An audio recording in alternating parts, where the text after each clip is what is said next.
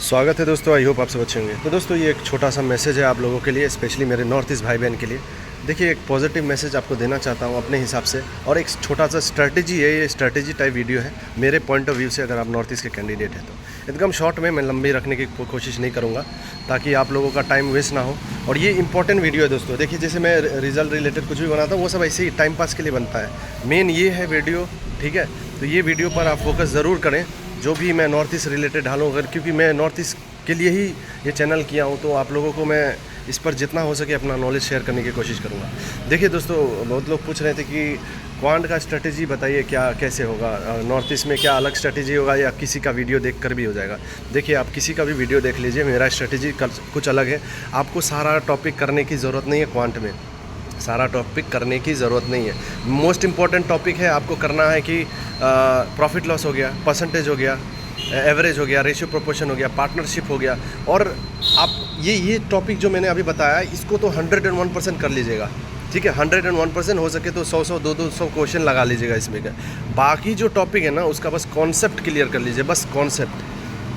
Practice नहीं भी करोगे, मॉक में अटैम्प्ट नहीं भी करोगे चलेगा, लेकिन ये सब क्वेश्चन को आपको टारगेट करना है जो मैंने बताया अभी, ठीक है। तो क्वांट के लिए ये बेस्ट रहेगा स्ट्रैटेजी, ठीक है। और रीजनिंग के लिए तो सारा चीज़ कीजिए आप।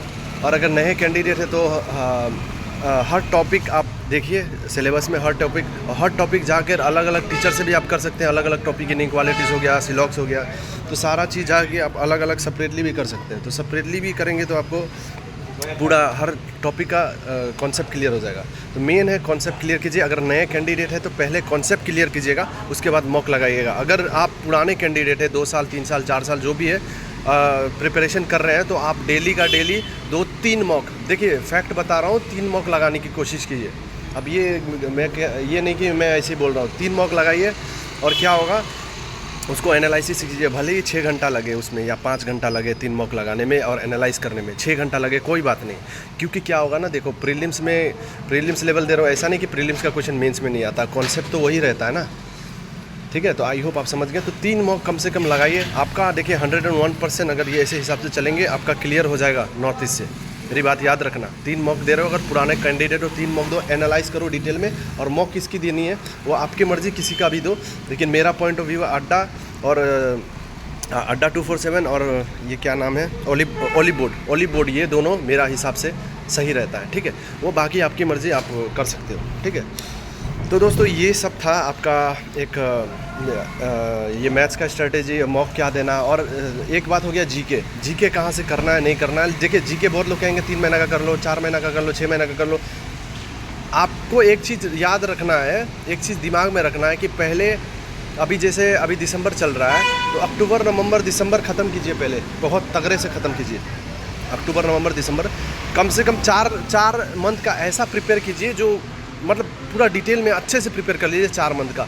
उसके बाद टाइम बचता है तो आप 6 मंथ्स का प्रीवियस और 2 मंथ्स का कर लीजिए। तो 6 महीना का, 7 महीना का, जितना सकते हो करो, लेकिन 4 मंथ्स को बहुत तगड़े से करना, ठीक है। आई होप आप समझ गए। अब करना कहाँ से मैंने बताया, अड्डा का होता है जो डेली हमारा क्वेश्चन आता है, उसमें 15 से 20 क्वेश्चन रहता है, कभी 15 कभी 14। उसका डिटेल में पढ़िए, नोट्स बनाना है नोट्स बनाए, नहीं बनाना है मत बनाइए, डेली वाइज पढ़िए। और दूसरी बात ये हो गया क्या आपका study I Q Gaurav Garg sir का, वो आप वीडियो देख लीजिए, उनका वीडियो जो कोर्स में आता है वीडियो है, और नहीं तो PDF से भी आप पढ़ सकते हैं। वीडियो देखेंगे तो बेटर रहेगा, ज़्यादा ये होगा, तो ये चीज़ आप कर सकते हैं। और तीसरी बात, आपको अगर बहुत लोग बोलते हैं कि और भी सोर्सेस है, ठीक है। अब सब लोगों का अपना अपना पॉइंट ऑफ व्यू है, तो आपको जो लगे, मेरे हिसाब से मैं जो बताऊँ यही, ठीक है। तो बहुत लोग बोलते हैं स्मार्ट कीरा का है, ठीक है। स्मार्ट कीरा ठीक पता नहीं, मैंने देखा नहीं है कभी, ठीक है, जो भी है, लेकिन आप खुद से हिसाब से देख लीजिएगा क्या करना है आपको। मेरे हिसाब से अड्डा रहेगा और स्टडी IQ रहेगा, और यही स्ट्रेटेजी है, सिंपल सा। तो इसका हो गया रीजनिंग के लिए सारा चीज़ कर लिए। मैथ्स का मैंने बता दिया आपको क्या क्या टॉपिक करना है, बाकी सब तो आप कर लीजिएगा, सिंप्लीफिकेशन वो सब पूरा सिलेबस देख के। लेकिन मिसलिनियस का जो टॉपिक मैं बताऊँ वो ध्यान में रख के, ठीक है। मिसलिनियस का percentage, profit loss, ratio proportion, फिर वो पार्टनरशिप, जो भी ये सब आता है, परसेंटेज, ये सब सारा अच्छे से करना है, एकदम अच्छे से, ठीक है। जीके के लिए हो गया। इंग्लिश के लिए आपको रीडिंग करना है, रीडिंग बस कीजिए, और जो वर्ड आता है आप उसका मीनिंग ढूंढ लीजिए। नहीं भी लिखोगे चलेगा, उसको बार बार रीडिंग अगर करोगे डेली तो वो वर्ड आएगा ही आएगा।